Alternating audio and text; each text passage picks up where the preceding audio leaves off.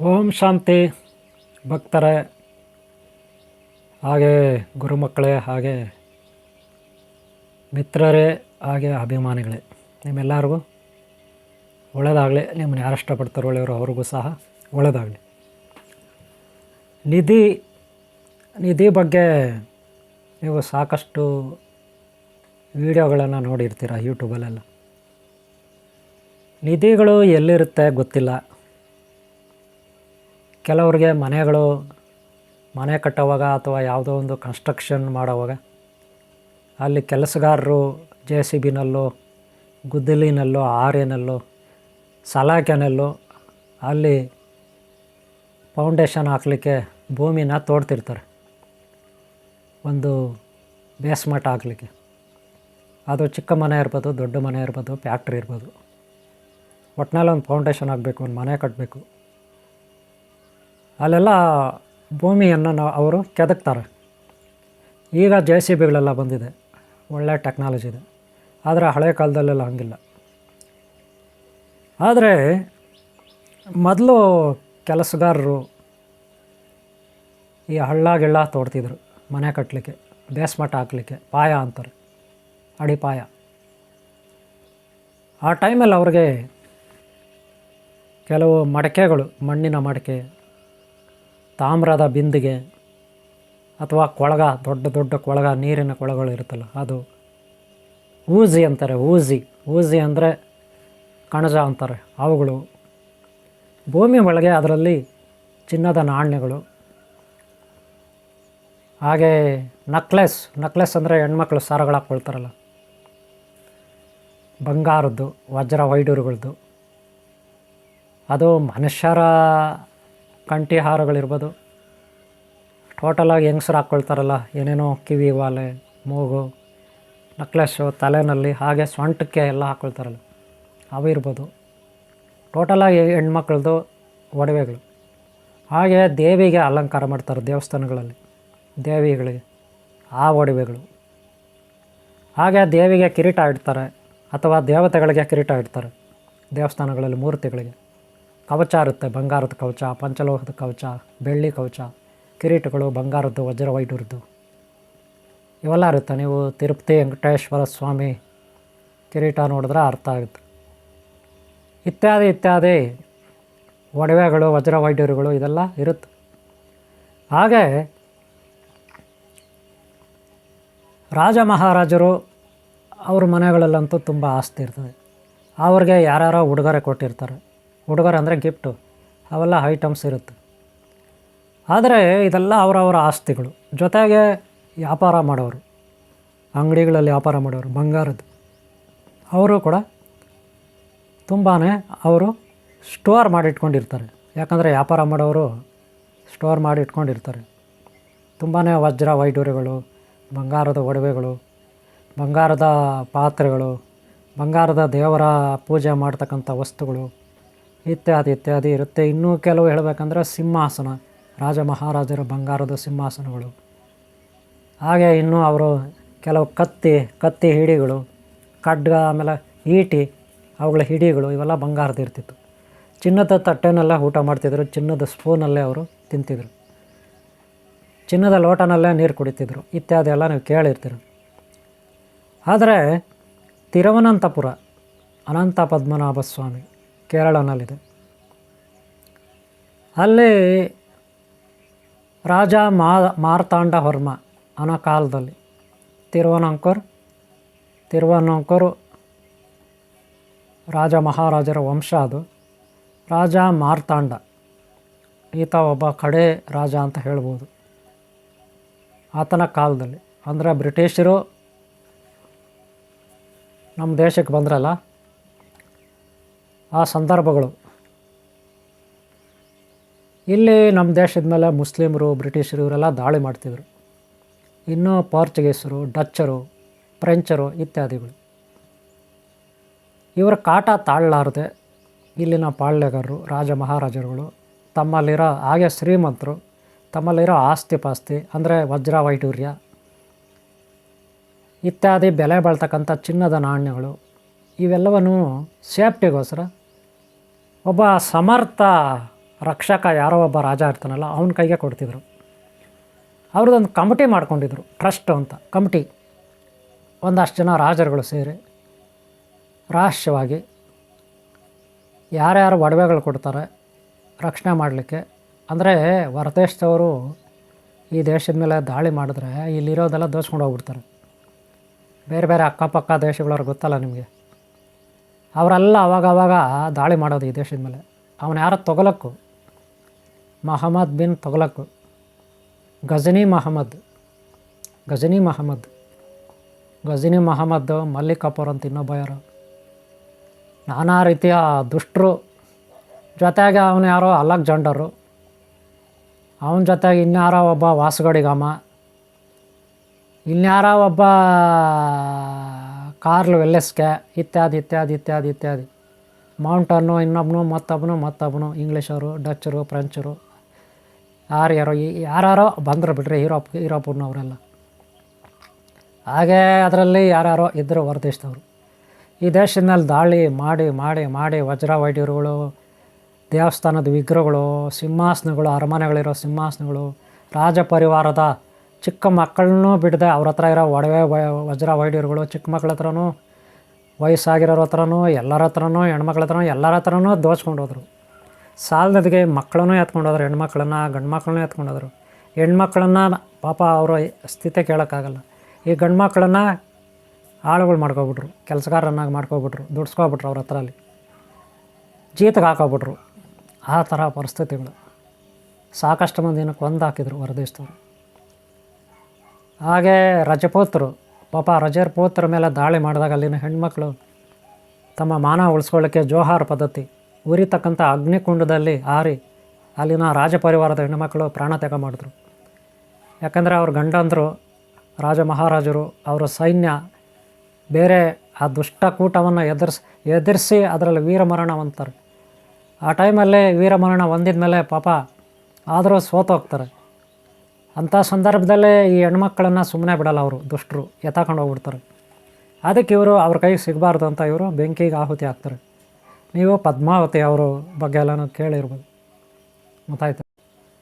ಭಾರಿ ಹಿಂಸೆ ಕೊಟ್ಟು ಅವರೆಲ್ಲ ದೌರ್ಜನ್ಯ ಮಾಡಿ ನಮ್ಮ ದೇಶನ ಲೂಟಿ ಮಾಡಿದ್ರು, ಇಲ್ಲಿನ ಸಂಸ್ಕಾರ ಸಂಸ್ಕೃತಿನ ಹಾಳು ಮಾಡಿದ್ರು. ಆದರೆ ದುರಾದೃಷ್ಟ ಅಂದರೆ ಇಲ್ಲಿರೋವರೇ ಚೇಲಾಗಳು ಅಂತಾರೆ ಅವ್ರನ್ನ. ಏನಂತಾರೆ? ಚೇಲಾಗಳು, ಕುಚದ್ರು, ಕುತಂತ್ರಿಗಳು ಅಂತಾರೆ, ಅವಿವೇಕಿಗಳು, ದೇಶ ಪ್ರೇಮ ಇಲ್ಲದವರು, ದೇಶದ್ರೋಹಿಗಳು. ಅವ್ರ ವಂಶ ಇನ್ನೂ ಬೆರಕೆ ವಂಶ ಅಂತಾರೆ ಅದನ್ನು, DNA, ಅವ್ರದ್ದು DNA ಇನ್ನೂ ಉಳ್ಕೊಬಿಟ್ಟಿದ್ದಿಲ್ಲ. ಅವ್ರು ಬಿಟ್ಟೋಗಿದ್ದಾರೆ ಇಲ್ಲಿನ ಜನ ಕೆಲವ್ರ ಮೇಲೆ. ಬಲಾತ್ಕಾರವಾಗಿ ಬಿಟ್ಟು ಹೋದ್ರೆ, ರೇಪ್ ಮಾಡಿ ಬಿಟ್ಟು ಹೋದ್ರೆ ಗೊತ್ತಿಲ್ಲ ಅವ್ರ DNA. ಅದು ವಂಶ ಪರಂಪರೆಯಾಗಿ ಬಂದುಬಿಟ್ಟಿದೆ. ಈಗ ದುಷ್ಟಕೂಟನೇ ಇಲ್ಲಿದೆ ಹಿಂದೂ ಧರ್ಮ ನಾಶ ಮಾಡೋಕ್ಕೆ, ಹಿಂದೂ ಸಂಸ್ಕೃತಿನ ಹಾಳು ಮಾಡಲಿಕ್ಕೆ. ಎಷ್ಟೋ ಮಂದಿ ಹುಟ್ಟಿದ್ರು ಬಿಡಿ, ಹಿಂದೂ ಧರ್ಮನ ಹಾಳು ಮಾಡಲಿಕ್ಕೆ ಹುಟ್ಟಿದ್ರು, ಏನೇನೋ ಮಾಡಿಕೊಂಡ್ರು. ಆದರೆ ಎಲ್ಲ ಸರ್ವನಾಶ ಆಗಿ ಹೋಗಿದ್ದೆ. ಯಾರೂ ಸಾಯವಾಗ ಸುಖವಾಗಿ ಹೋಗಲಿಲ್ಲ. ಹಿಂದೂ ಧರ್ಮನ ತುಳ್ಯಾಕೆ ಬಂದ್ರಲ್ಲ ಅವ್ರು ಯಾರೂ ಸುಖವಾಗಿ ಸಾಯಲಿಲ್ಲ, ಎಲ್ಲ ಹಾಳಾಗಿ ಹೋಗಿದ್ದೆ. ನೋಡಿ ಚರಿತ್ರೆಯನ್ನು ನೋಡಿ ನಿಮ್ಗೆ ಅರ್ಥ ಆಗುತ್ತೆ. ನಾನು ಹೆಸರುಗಳು ಹೇಳಲ್ಲ, ನೋಡಿ. ಹಿಂದೂ ಧರ್ಮ, ಹಿಂದೂ ಸಂಸ್ಕೃತಿನ ಯಾರು ತುಳಿಲಿಕ್ಕೆ ಹೋದ್ರೋ ಅವ್ರಿಗೆ ಯಾವತ್ತೂ ಒಳ್ಳೇದಾಗಲ್ಲ, ಎಲ್ಲ ಸರ್ವನಾಶನೇ. ಇರಲಿ, ವಿಚಾರಕ್ಕೆ ಬರೋಣ. ಈಗ ನಿಧಿ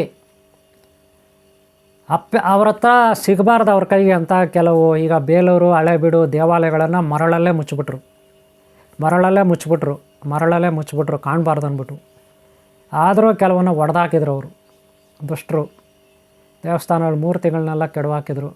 ಹಂಪೆ ಗೊತ್ತಲ್ಲ, ಪಾಳು ಹಂಪೆ ಅಂತೀವಿ ನಾವು, ಆಳಂಪೆ, ವಿಜಯನಗರ ಸಾಮ್ರಾಜ್ಯ, ಅಲ್ಲಿ ಎಲ್ಲ ಹೊಡೆದಾಕಿದ್ರು. ತುಂಬ ಹೊಟ್ಟೆ ಉರಿಯುತ್ತೆ, ಹಂಗೆ ರಕ್ತ ಕುದಿಯುತ್ತೆ ಅವ್ರು ಮಾಡಿರೋ ಅನ್ಯಾಯಗಳಿಗೆ. ಅವ್ರು ನನಗೆ ಕಚ ಅಂತ ಕತ್ತರಿಸಾಕಬೇಕು ಆ ದುಷ್ಟಕೂಟನ. ಅವರು DNA ಇನ್ನೂ ಇಲ್ಲಿ ಉಳ್ಕೊಬಿಟ್ಟಿದೆ ನಮ್ಮಲ್ಲೇ. ಇವರೆಲ್ಲ ಕ್ಯಾನ್ಸರ್ ಗಡ್ಡೆಗಳ ಥರ, ನಮ್ಮ ಶರೀರದಲ್ಲಿ ಇರ್ತದಲ್ಲ ಕ್ಯಾನ್ಸರ್ ಗಡ್ಡೆಗಳು, ರೋಗ. ಆ ಥರ ನಮ್ಮ ಶರೀರದಲ್ಲಿ ಯಾವ ಥರ ಇರುತ್ತೆ ಕ್ಯಾನ್ಸರ್ ಗಡ್ಡೆಗಳ ರೋಗ, ಕ್ಯಾನ್ಸರ್ ಗಡ್ಡೆಗಳು ಬೆಳ್ಕೊಬಿಡ್ತದೆ ನಮ್ಮ ಶರೀರದಲ್ಲಿ. ಅದನ್ನು ಏನೂ ಮಾಡೋಕ್ಕಾಗಲ್ಲ ನಾವು. ಆದರೆ ಒಂದು ದಾರಿ ಇದೆ, ಅವನ್ನ ಕಟ್ ಮಾಡಿ ಬಿಸಾಕಬೇಕು. ಹಾಗೆ ಇಲ್ಲಿರೋ ದುಷ್ಟರಿಗೆ ಒಂದು ಕಾಲ ಅಂತ ಬರುತ್ತೆ, ಕಾಲ ನಿರ್ಧಾರ ಮಾಡುತ್ತೆ, ಆವಾಗ ಕಟ್ ಮಾಡಬೇಕಾಗುತ್ತೆ. ಕಟ್ ಮಾಡೋಣ.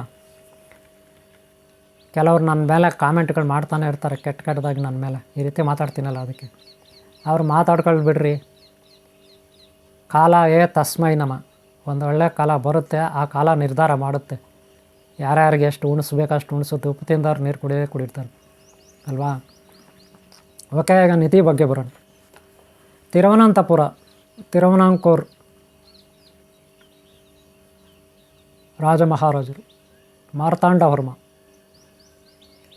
ಅವರ ನೇತೃತ್ವದಲ್ಲಿ, ಅವರ ಮುಂದಾಳತ್ವದಲ್ಲಿ ಅಕ್ಕಪಕ್ಕ ಸಾಮಂತರು, ರಾಜರುಗಳು, ಹಾಗೆ ಹೊರ ರಾಜ್ಯದ ರಾಜರುಗಳು ಅವರೆಲ್ಲ ಒಂದಷ್ಟು ತಂದು ಇವ್ರ ಹತ್ರ ಕೊಟ್ಟರು. ಸಾಕಷ್ಟು ವಜ್ರ ವೈಡೂರ್ಯ, ತಟ್ಟೆಗಳು, ಊಟ ಮಾಡೋ ತಟ್ಟೆಗಳು, ನೀರು ಕುಡಿಯೋ ಲೋಟಗಳು, ಚಂಬುಗಳು, ಕೊಳಗಗಳು, ಬಿಂದಿಗೆಗಳು, ಕೊಡಗಳು ಎಲ್ಲ ಬಂಗಾರದ ಬೆಳ್ಳಿದು. ವಜ್ರ ವೈಡೂರ್ಯದಿಂದ ಸಿಂಹಾಸನಗಳು, ಕತ್ತಿಗಳು, ಗುರಾಣಿಗಳು, ಇನ್ನೊಂದು ಮತ್ತೊಂದು ಎಲ್ಲ ಕೊಟ್ಟರು. ಏನೇನೋ ಕಾಣಿಕೆಗಳು, ವಸ್ತುಗಳು ಎಲ್ಲ ಕೊಟ್ಟರು. ಆನೆ, ಸಿಂಹ, ಹುಲಿ, ನವಿಲು ಇತ್ಯಾದಿ ಬಂಗಾರದ್ದು ವಿಗ್ರಹಗಳು, ಇವೆಲ್ಲ ಮೂರ್ತಿಗಳೆಲ್ಲ. ಏನಕ್ಕಪ್ಪ ಅಂದ್ರೆ ನೀವು ಇಟ್ಕೊಳ್ಳಿ, ರಕ್ಷಣೆ ಮಾಡಿ, ನಾವು ಬೇರೆ ರಾಜರು ನಮ್ಮ ಮೇಲೆ ದಾಳಿಗೆ ಬಂದಾಗ ಏನೋ ಅವ್ರಿಗೆ ಸಿಗಬಾರ್ದು ಅಂತ. ಇದು ಒಂದು ರೀತಿಯಲ್ಲಿ ಕೊಟ್ಟರು. ಇನ್ನೊಂದು ರೀತಿಯಲ್ಲೇ ದೇವಸ್ಥಾನಕ್ಕೆ ಅಂತ ಸರಿ ಅನಂತ ಪದ್ಮಾವತಿ, ಅನಂತ ಲಕ್ಷ್ಮಿ, ಅನಂತ ಪದ್ಮನಾಭ ಸ್ವಾಮಿ ದೇವಸ್ಥಾನಕ್ಕೆ ಒಂದಷ್ಟು ಕೊಟ್ಟರು. ಈಗ ಹಿಸ್ಟ್ರಿನಲ್ಲಿ ಅನಂತ ಪದ್ಮನಾಭ ಸ್ವಾಮಿದು ಅಷ್ಟೇ ಇರೋದು, ಇನ್ನು ಉಳಿದಿದ್ದು ಯಾರಿಗೂ ಗೊತ್ತಿಲ್ಲ. ಬೇರೆ ವಿಚಾರಗಳು ಯಾರಿಗೂ ಅಲ್ಲಿ ವಿಷಯ ಹತ್ತಾ ಇಲ್ಲ. ಒಂದು ಬೇರೆ ರಾಜ ಮಹಾರಾಜರುಗಳು ಇವ್ರ ಹತ್ರ ಇಟ್ಕೊಳ್ಳಿ, ದುಷ್ಟರ ಕೈಗೆ ಸಿಗಬಾರ್ದು, ಆ ರೀತಿ ಯೋಚನೆ ಮಾಡಿ ಇವ್ರಿಗೆ ರಕ್ಷಣೆ ಮಾಡ್ಕೊಳ್ಳಿಕ್ಕೆ ಕೊಟ್ಟರು ಅಂತ ಹೇಳೋದು. ಇನ್ನೊಂದು ಏನು ಹೇಳ್ತಾರೆ, ಇಲ್ಲ ಈ ರಾಜರುಗಳೇ ಅಕ್ಕಪಕ್ಕ ರಾಜರುಗಳ ಮೇಲೆ, ಪಾಳ್ಯಗರ ಮೇಲೆ ಅಲ್ಲಿ ಇಲ್ಲಿ ದಾಳಿ ಮಾಡಿ ಅವ್ರ ಹತ್ರ ದೋಚ್ಕೊಂಡು ಬಂದು ಇಲ್ಲಿಟ್ರು ಅಂತ ಇನ್ನೊಂದು ರೀತಿಯಲ್ಲಿ ಹೇಳ್ತಾರೆ. ಇಲ್ಲ ಹಂಗಲ್ಲ, ದೇವಸ್ಥಾನಕ್ಕೆ ಉದ್ಧಾರಕ್ಕಾಗಿ, ದೇವಸ್ಥಾನ ಅಭಿವೃದ್ಧಿಗಾಗಿ, ಆ ಒಂದು ದೇವಸ್ಥಾನ ಧರ್ಮ ಅಭಿವೃದ್ಧಿ ಮಾಡಲಿಕ್ಕಾಗಿ ಕೆಲವರು ಕಾಣಿಕೆ ಕೊಟ್ಟರು ಅವೆಲ್ಲ ವಸ್ತುಗಳು ಅಂತ ಇನ್ನು ಕೆಲವರು ಹೇಳ್ತಾರೆ. ಇಲ್ಲಿ ಮೂರು ರೀತಿ ಆಯಿತು. ಒಂದು ಬೇರೆ ರಾಜರುಗಳಿಗೆ, ದುಷ್ಟರಿಗೆ, ವಿರೋಧಿಗಳಿಗೆ, ಪರದೇಶದವರ ದಾಳಿಗಳಿಗೆ ಎದುರಿ ಇವ್ರ ಹತ್ರ ಇಟ್ಕೊಳ್ಳಿಕ್ಕೆ ಕೊಟ್ಟರು. ಇವರು ದೇವಸ್ಥಾನದಲ್ಲಿ ಬಚ್ಚಿಟ್ರು, ನೆಲಮಾಳಿಗೆನಲ್ಲಿ 6 ರೂಮುಗಳಿದೆ, 6 ರೂಮುಗಳಲ್ಲಿ ಬಚ್ಚಿಟ್ರು, ಅಲ್ಲಿ ನಾಗಬಂಧ ಮಾಡಿದ್ರು ಇತ್ಯಾದಿ ಹೇಳ್ಕೊತಾರೆ ಒಂದು ರೀತಿ. ಇನ್ನೊಂದು ರೀತಿ ಏನು ಹೇಳ್ಕೊಳ್ತಾರೆ, ಇಲ್ಲ ಇಲ್ಲಿನ ರಾಜರುಗಳು, ವೀರರು, ಶೂರರು, ಇವರು ಬೇರೆ ಕಡೆ ದಾಳಿ ಮಾಡಿ ಅವ್ರ ಮೇಲೆ ಇವ್ರ ಮೇಲೆ ಅದೆಲ್ಲ ತಂದು ಇಲ್ಲಿ ಇಟ್ಟಿದ್ದಾರೆ, ಇದು ಒಂದು ರೀತಿಯಲ್ಲಿ ಹೇಳ್ತಾರೆ. ಇನ್ನೂ ಒಂದು ಏನು ಹೇಳ್ತಾರೆ, ಇಲ್ಲ ದೇವಸ್ಥಾನಕ್ಕೆ ಕಾಣಿಕೆ ಕೊಟ್ಟಿದ್ದಾರೆ ಎಲ್ಲರೂ, ಅದನ್ನೆಲ್ಲ ಅಲ್ಲಿ ಸೇವ್ ಮಾಡಿಟ್ಟಿದ್ದಾರೆ, ಇದು ದೇವಸ್ಥಾನಕ್ಕಾಗಿ ದಾನ ಧರ್ಮ ಮಾಡಿರೋದು, ಈ ರೀತಿ ಹೇಳ್ತಾರೆ. ಇಲ್ಲಿ ಯಾವುದು ಸತ್ಯ, ಯಾವುದು ಅಸತ್ಯ, ಯಾವುದು ಸರಿ ತಪ್ಪು, ಸರಿಯಾದ ಮಾಹಿತಿ ಇಲ್ಲ, ಸರಿಯಾದ ಮಾಹಿತಿ ಇಲ್ಲ. ಆದರೆ ಇಲ್ಲಿ 3 ರೀತಿಯಲ್ಲಿ ಆಯಿತು ವರ್ಣನೆ ಮಾಡಿದ್ದು. ಎಷ್ಟು? 3 ರೀತಿಯಲ್ಲಿ. ಇನ್ನೊಂದು ರೀತಿಯಲ್ಲಿ ಏನಿದೆ, ಈ 3 ರೀತಿ ಬಿಟ್ಟು ನೋಡಿದಾಗ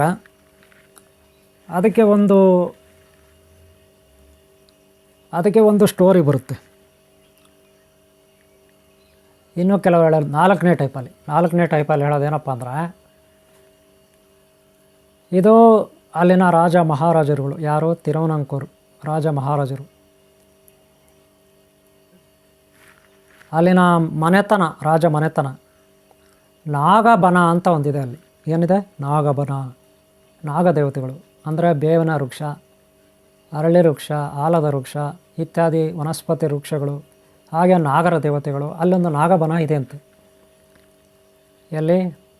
ತಿರುವನಂತಪುರ, ಕೇರಳ ಇದೆಯಲ್ಲ, ಆ ರಾಜ ಮನೆತನ ಇದೆಯಲ್ಲ, ಮಾರ್ತಾಂಡವರ್ಮ ರಾಜ ಮನೆತನ, ತಿರುವಾಂಕೂರು ರಾಜ ಮನೆತನ, ಅವರೆಲ್ಲ ಪೂಜೆ ಮಾಡ್ತಾ ಇದ್ದಿದ್ದು ಅನಂತ ಪದ್ಮಾವತಿ, ಅನಂತ ಲಕ್ಷ್ಮಿ, ಅನಂತ ಪದ್ಮನಾಭ ಸ್ವಾಮಿ, ಅಂದರೆ ಆದಿಶೇಷ ಶಕ್ತಿ ನಾಗರಸ್ವಾಮಿ. ಓಂ ಆದಿಶೇಷ ಶಕ್ತಿ ನಾಗರಸ್ವಾಮಿ. ಅಲ್ಲಿ ಅವರು ನಾಗಬನ ಅಂತಿದೆ, ಅಲ್ಲಿ ಪೂಜೆ ಮಾಡ್ತಿದ್ರು.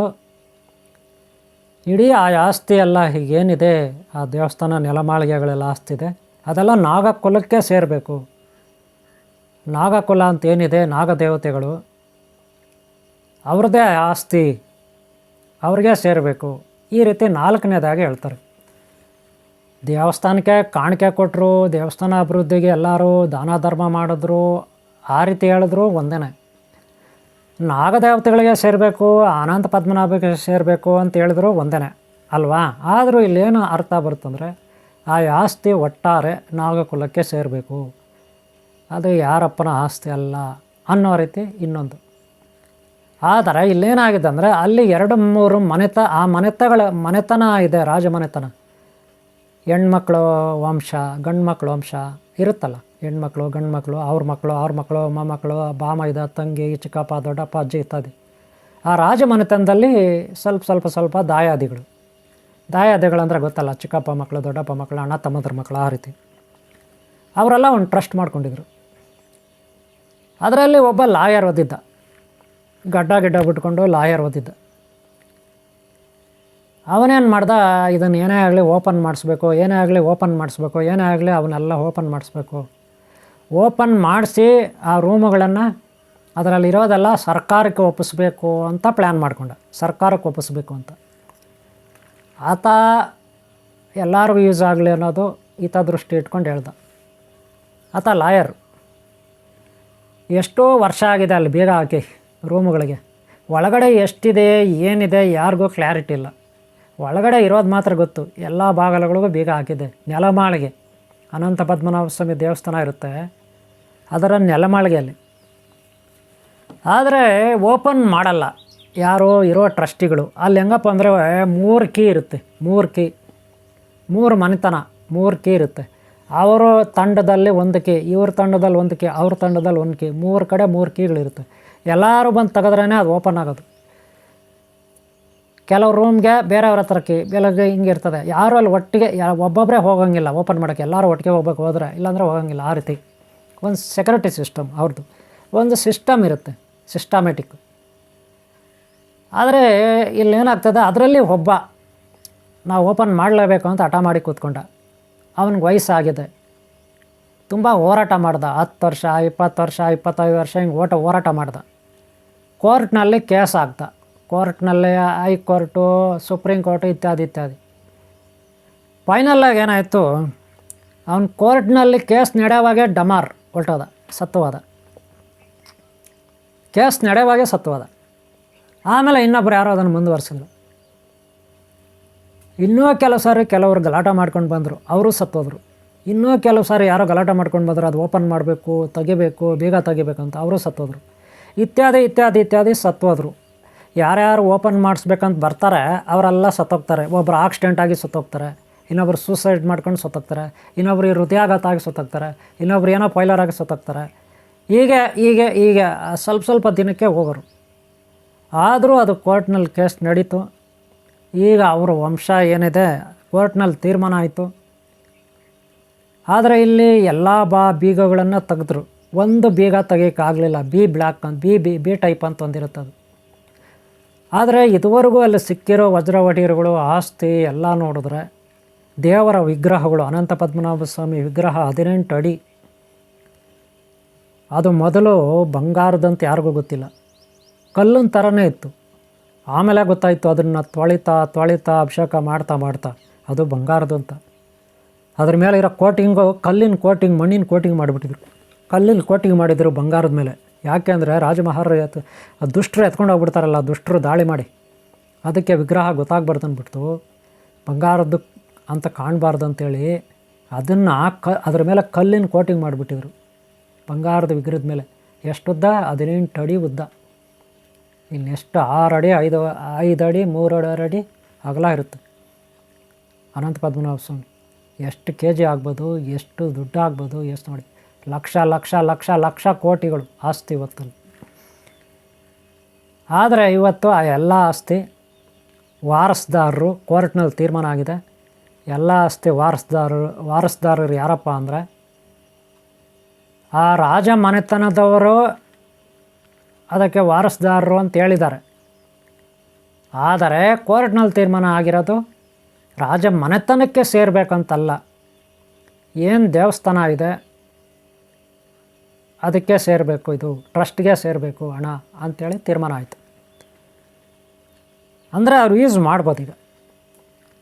ಆದರೆ ಯೂಸ್ ಮಾಡೋದು ಮೊದಲೇ ಸಾಕಷ್ಟು ಬಾರಿ ಅಲ್ಲೆಲ್ಲ ಕಳ್ಳತನ ಆಗಿದೆ. ಅವರವ್ರ ಮನೆಗಳವರೇ ಕಳ್ಳತನ ಮಾಡಿದ್ದಾರೆ. ರಾಜಮನೆತನದವರೇ ಒಬ್ಬೊಬ್ಬರಾಗಿ ಬೇಕಾದಷ್ಟು ದೋಚಿದ್ದಾರೆ, ಮೆಕ್ಕಿದ್ದಾರೆ, ಖರ್ಚು ಮಾಡಿದ್ದಾರೆ ಅನ್ನೋ ಆರೋಪಗಳು ಕೇಳಿಬರ್ತಾಯಿದೆ.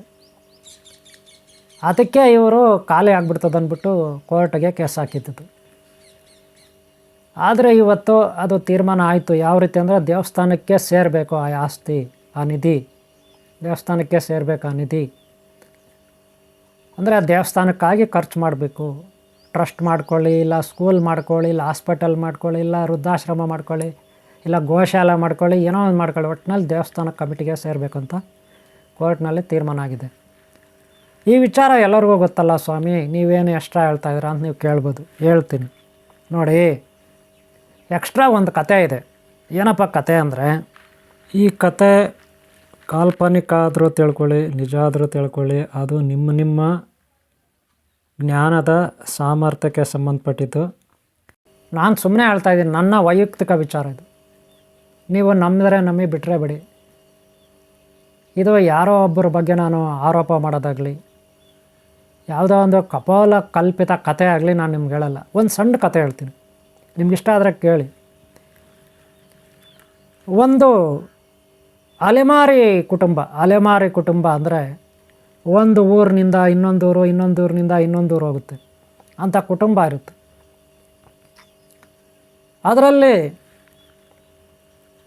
ಅದರಲ್ಲಿ ಒಂದು ಹುಡುಗ, ಒಂದು 15-16 ವರ್ಷ ಹುಡುಗ ಇರ್ತಾನೆ. ಅವರೆಲ್ಲ ವ್ಯಾಪಾರ ಮಾಡೋದು. ಏನು ವ್ಯಾಪಾರ? ಸಣ್ಣ ಸಣ್ಣ ವಜ್ರ ವೈಡೂರ್ಯ. ಆ ಕಾಲದಲ್ಲಿ ಹೆಂಗಪ್ಪ, ಹಳೆಯ ಕಾಲದಲ್ಲಿ ಅಂದರೆ ಕೆಲವರು ಅಲೆಮಾರಿ ಹಳ್ಳಿಗೂ ಹೋಗ್ತಿದ್ರು. ಈ ಊರಿಂದ ಆ ಊರು, ಆ ಊರಿಂದ ಆ ಊರು ಹೋಗೋರು. ಅಲ್ಲಲ್ಲಿ ಟೆಂಟ್ಗಳು ಹಾಕ್ಕೊಂಡು ವಾಸ ಮಾಡೋರು. ಇವರು ಹೋಗೋವಾಗ ಮೂಟೆ ಬಂಗಾರ, ಬೆಳ್ಳಿ, ವಜ್ರ ಒಡೆಗಳು ತಗೊಂಡೋಗೋರು ಸೇಲ್ ಮಾಡೋಕ್ಕೆ. ಅದನ್ನು ಆಯಾ ಹಳ್ಳಿಗಳಲ್ಲಿ ಅದನ್ನು ಸೇಲ್ ಮಾಡ್ತಿದ್ರು. ಇವ್ರಿಗೆ ಬೇಕಾದ ರಾಗಿ, ಭತ್ತ, ದವಸ ಧಾನ್ಯ ತಗೊಳ್ತಿದ್ರು, ತರಕಾರಿಗಳು ತಗೊಳ್ತಿದ್ರು. ವ್ಯಾಪಾರ ಮಾಡಿಕೊಂಡು ಯಾವುದೋ ಒಂದು ಕಾಲಕ್ಕೆ ಅವ್ರವ್ರು ಸೇರ್ತಿದ್ರು.